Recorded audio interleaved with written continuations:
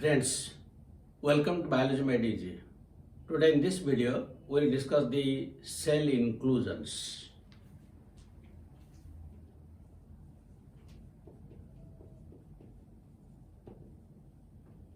We have discussed the different living substances or different organelles present in the cell, but inside the cell, only the living organelles are not present. Side by side, there are certain non-living substances are also present. So the non-living substances are usually known as cell inclusions, and they are also known as ergastic substances, ergastic or ergastic substance, or deutoplasmic substance. Deutoplasmic substance. That means these are all non-living substances. Now, both non-living substances or cell inclusions are present both in prokaryotes and eukaryotes. But in prokaryotes, there are very few in number, like the cyanophysin granules, phosphate granules, like that. And let us write, in case of prokaryotes, the cell inclusions are like phosphate granules,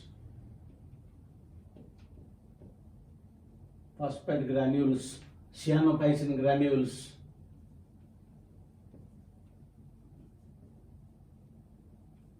and also that is glycogen granules.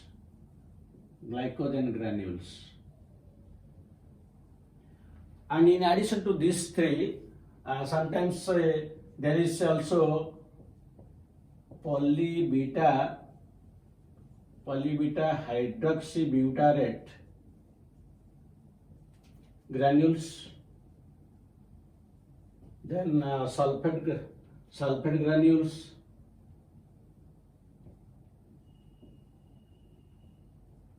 and carboxysomes and volutin granules also are present, and all these are non-living substances, but these are present only in case of prokaryotes. But if we come to the eukaryotes, in case of eukaryotes, the cell inclusions of the non-living substances present can be categorized into three categories. That is the reserve food materials, then secretory or excretory products, and the third one is the mineral crystals. So the first one we'll discuss is that is the reserve food. Then we'll discuss the other ones. Inside the eukaryotic cell, different types of food substances, so that there will be carbohydrates, proteins, or fats, they are present. But these are all non-living substances. So the reserve food materials present in the plant cells, that is number one, it can be starch grain. The plants which synthesize food materials in the form of sugars, they are converted to starch. And the starch is osmotically inactive and insoluble. That is why it is stored in the form of grains. That is why it is known as starch grain. The starch grains, they may be simple or they may be compound. And you will find these simple ones in case of wheat and potato.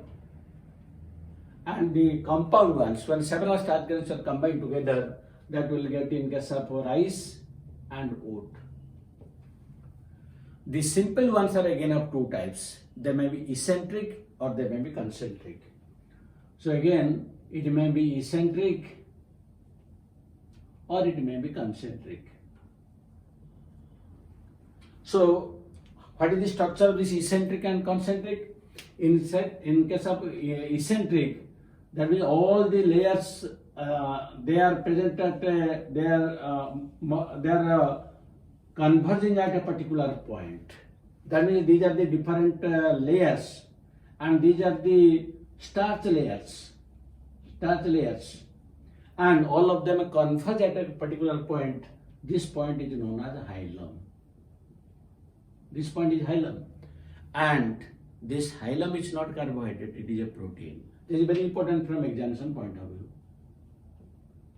That means a hilum is a protein to which all these starch layers are attached. This is eccentric type. In case of concentric type, the hilum is present at the center and it is surrounded by several layers like this. So this is the concentric type, while this is the eccentric type. And when they will combine together, that will give rise to the compound type of starch grain. So they are usually present in case of wheat, potato, rice and oat. But in case of animal cells, in animal cells starch is not present, that is present in the form of glycogen. So in case of animals, it is usually present in the form of glycogen granules. Glycogen granules. And the glycogen granules, they are either the special or rosette or rosette polysaccharides. Rosette polysaccharides present in liver and muscle cells. So in case of animals, in case of plants, the starch is present in form of starch grain. But in animal cells, it is present, the stored food material is glycogen, and in the form of either special or rosette polysaccharides, they are present in liver and muscle cells. So both these are coming under starch. Then the third one is aleurone layer, or aleurone grains also you can tell, aleurone grains. Now these aleurone grains, these are the proteins. These are proteins present around the endosperm, of monocot seeds,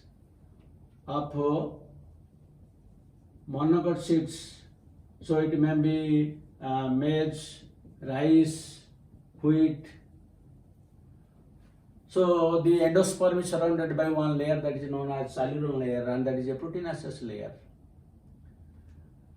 And like the endosperm is triploid, and this is also triploid, the endosperm. Then the fourth one,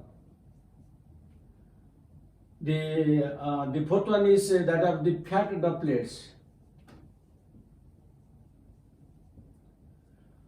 So these are the starch, this is protein.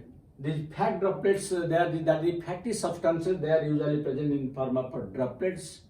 In case of plants, they are present in endosperm. They are present in endosperm of that is coconut or castor. And in case of animals, they are usually present in the adipocytes. They are present in adipocytes in case of animals. So all these are coming under this reserve food material. Now the second one is that is secretory substances. Now the secretory substances, these are usually two types of pigments.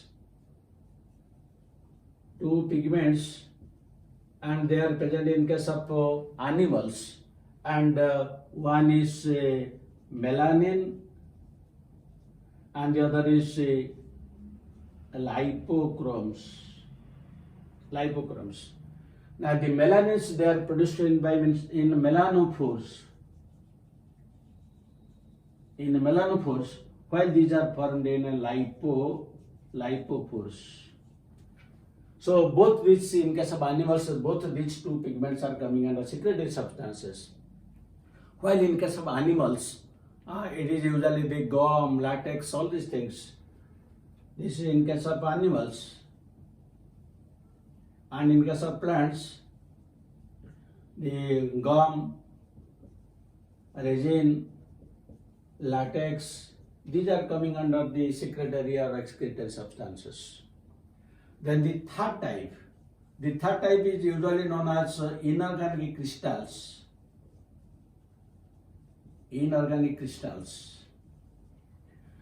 Now the inorganic crystals, they are again of different types. The number one is cystolith. Cystolith. Cystolith is usually, it is calcium carbonate salt. It is calcium carbonate, and usually it is present in the hypodermal cells of banyan. Present in the hypodermal cells of banyan and epidermal cells of momodica. In the epidermal cells of momodica and hypodermal cell of banyan, you will find some bunch of grape-like structures. That is known as cystolith. That means it looks, it gives an appearance of a bunch of grapes like this. But this is nothing, this is cystolith.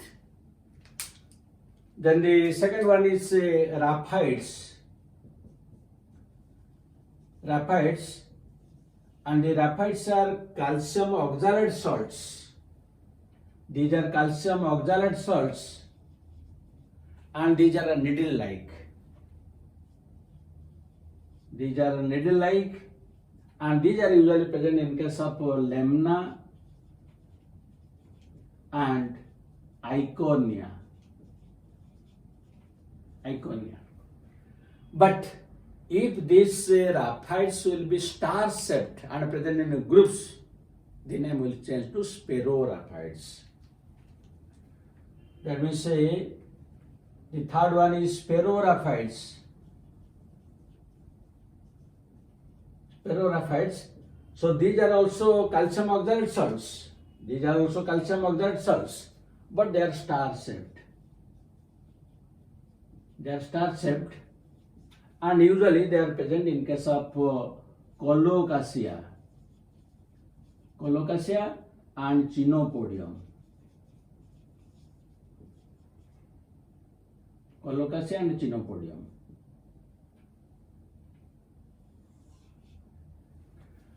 Then the next one is that is prismatic crystals. Prismatic crystals. The prismatic crystals are also calcium oxalate salts, and they are present in the dry leaves of the onion.